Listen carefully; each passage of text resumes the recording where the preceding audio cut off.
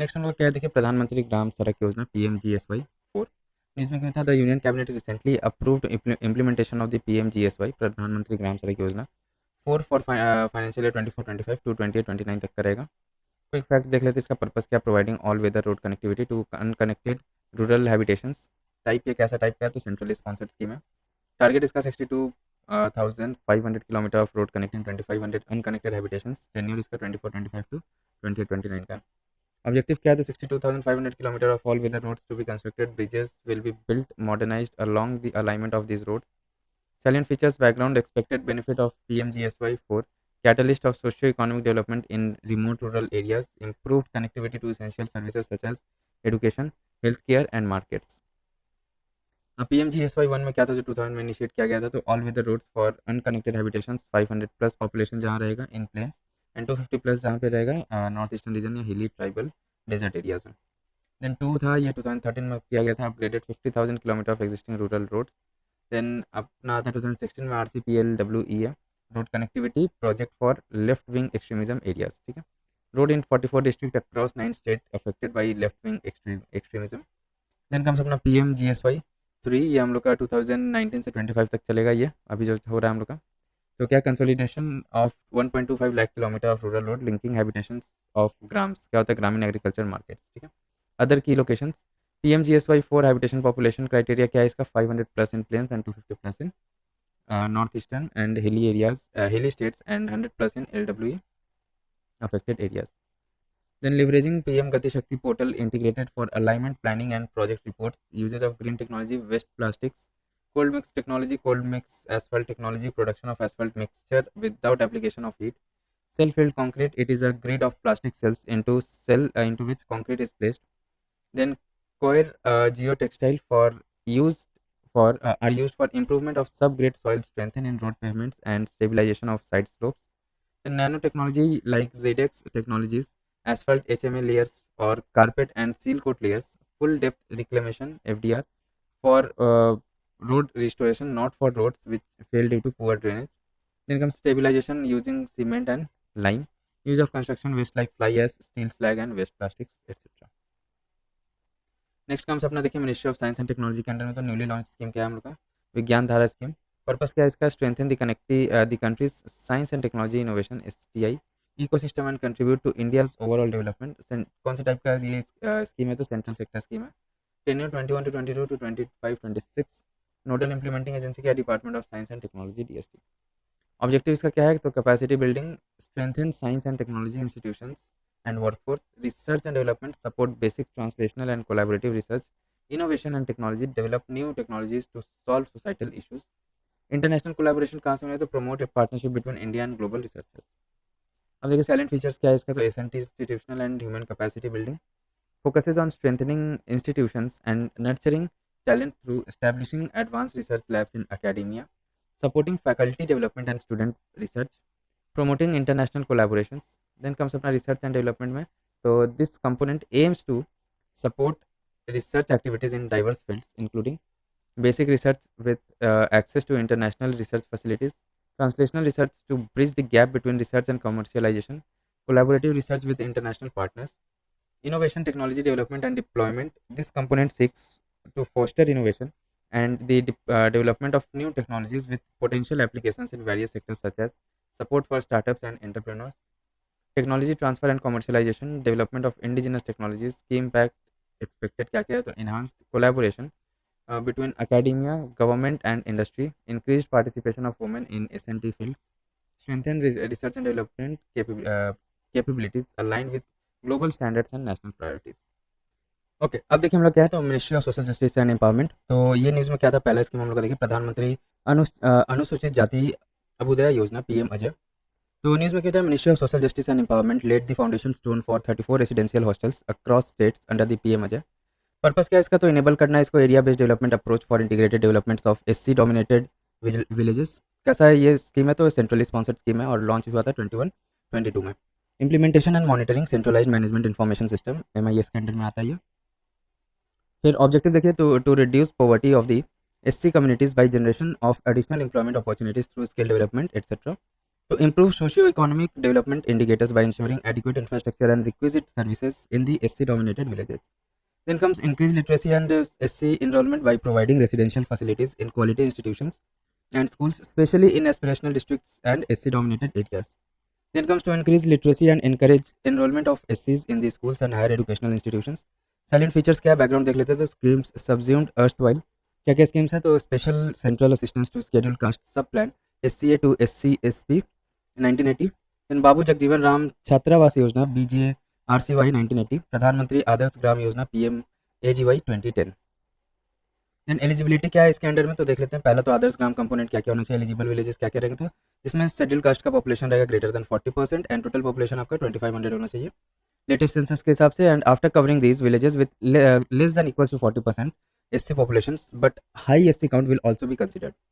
Then comes grant in aid for district state level projects क्या क्या रहेगा तो eligibility of beneficiaries क्या क्या मिलेगा इनको livelihood project मिलेगा no income limit priority of income less than 2.5 lakh per year infrastructure project रहेगा तो infrastructure upgrades in government institutions for skills development in SC dominated villages residential schools तो prefer to SC concentrated and aspirational district no duplication only projects not covered under other state SC/SCP schemes construction या repair of educational in hostels to eligibility top ranked higher educational institutions NIRF central and state institutions then three components क्या है तो development of SC dominated villages into an others gram component and others gram is one wherein people have access to various basic services so that the minimum needs of all the sections of the society are fully met and disparities are reduced to a minimum developmental indicators क्या रहेगा तो adequate infrastructure and improvement in socio economic indicators funding क्या रहेगा तो an amount of ₹21 lakh per village for newly selected villages by the central government schemes is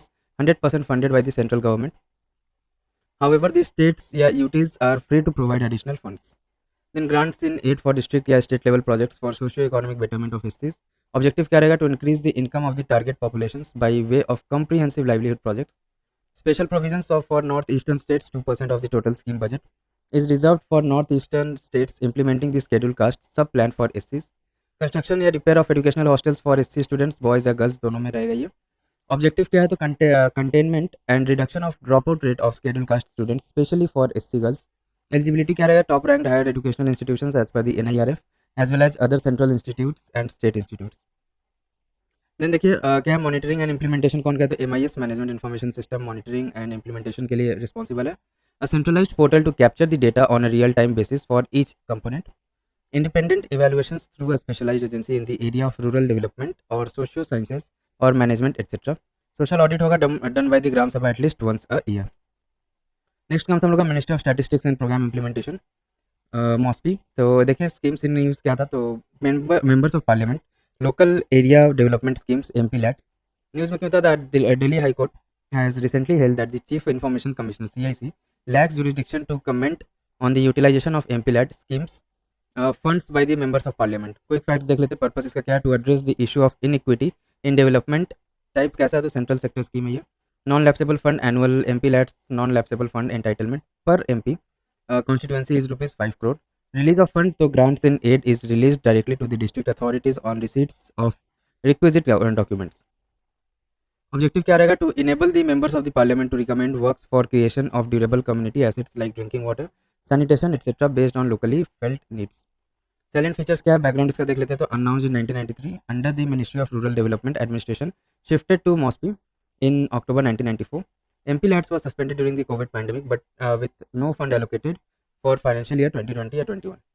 Then MP-LATs fund allocation to MPs क्या क्या है each MP gets ₹5 crore per year to recommend development works for creating a durable community assets based on locally felt needs. Total budget क्या है इसका the scheme has an annual budget of ₹4,000 crore which is used for implementation of recommended works sanctioned by the district authorities. Implementing agency क्या है तो government departments trust and cooperatives selected by IDA to execute MP-LATs works. Implementing district authority IDA is the administrative head of the implementing district. MP-LAT देख लेते हैं इसके under में क्या क्या कौन कौन आते हैं तो members of parliament local area development scheme है MP-LATs का फुल फॉर्म. वर्क एलोकेशन तो Lok Sabha MPs with in their constituencies का रहेगा राज्यसभा के लिए with in their state election and nominated MPs के लिए anywhere in the India. Project cost requirement क्या है तो each project under MP-LAT cost must cost at least 2.5 lakh rupees. District authorities may approve smaller projects if they benefit the public. Exceptions क्या है, तो MPs can recommend ₹25 lakh per year outside their region. In a calamity, MPs can recommend up to ₹1 crore for the affected district. Then SC/ST special provisions for fund allocation क्या है, तो SC areas at least 15% of MPLAT funds allocated है. Then ST areas के लिए 7.5% रहेगा MPLAT fund का. In Lok Sabha constituency, if Lok Sabha constituency has fewer tribals, then MPLAT fund may be utilized in areas predominantly inhabited by scheduled caste and vice versa. Then project maintenance कौन करेगा, the user agency to whom projects are handed over for public uses must bear the operation and maintenance cost. Transparency and accountability, e-Sakshi portal ensures efficient and transparent implementation of MPLAT projects. Applicability of RTI, तो any aspect of the MPLAT scheme are subject to the provisions of the Right to Information Act 2005. The implementing district authorities are responsible to provide such information to the public. Impact of elections, so once approved project cannot be changed by the successor or new MP. Provisions for smooth implementation of project क्या रहेगा, कैसा provisions दिया गया इसमें, तो MPs can recommend new projects के लिए recommendation देंगे MPs without waiting for fund release. Annual drawing limits क्या है, तो allocated at the start of each financial year के starting में आपको drawing जो है कोई भी annual limit है उसको draw किया जा सकता है subject to conditions. Payment made directly to vendors from CAN in a real time once authorized by the implementing authorities. Pooling of MPLATs funds with other schemes. MPLAT fund can be pooled with projects other than central or state schemes and local bodies if eligible under MPLAT guidelines.